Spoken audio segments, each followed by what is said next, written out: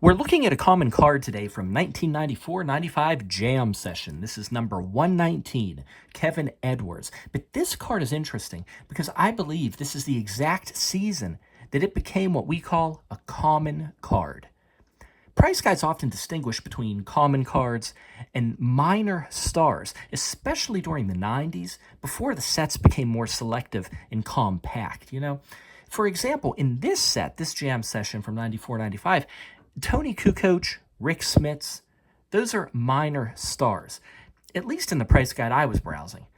So let's take a look at this Kevin Edwards, where in this 94-95 season, he was on track for minor star status, in my opinion, and then fell to the common card.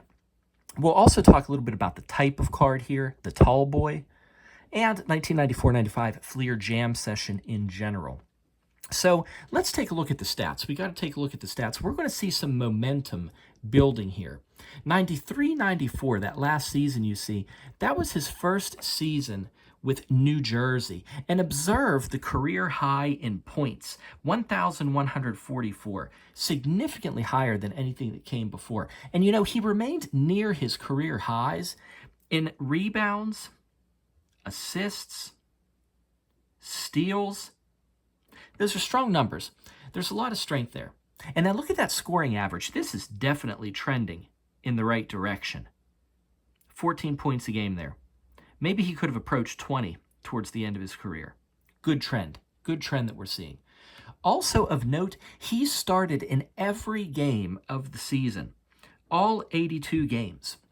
That information was interesting enough that Jam Session found it notable enough to mention it in this informational blurb on the card.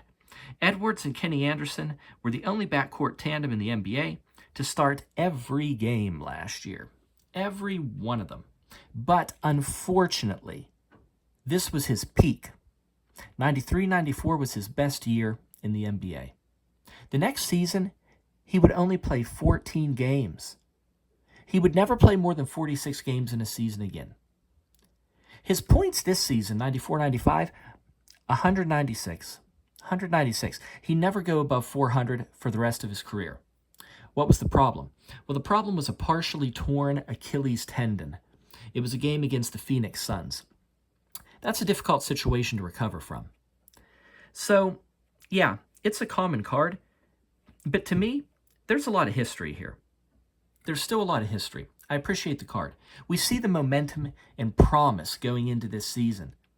But his cards from this season, well, they were the last where there was the possibility of achieving that minor star status. So, basketball collectors, we only have a few chances to collect what we call tall boy cards. So by definition, these are 2.5 inches by 4 11/16 of an inch. But honestly, it's easier to think of them as basically adding like another third of a standard card. See, here's just a basic one. Yeah, imagine taking 1/3 of that card, putting it on top.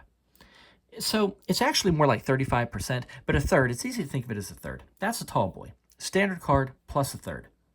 The only other tall boy we've looked at on this channel, we looked at the 1969 Topps Jerry West landmark card there. We looked at one other from this Fleer Jam Session set as well. For basketball collectors specifically, tall boys, well, we have 1969 and 1970 Topps. And that was it for a long while.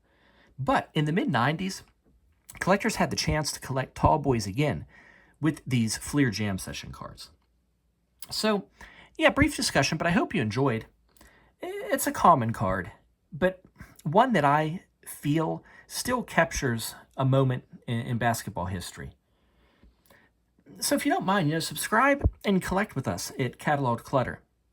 If you want some variety from just looking at unaffordable cards or box breaks, what we're doing, we're just building sets one card at a time. We're trying to study each and every one of them in depth, no matter how common they might be. And we'll talk to you later.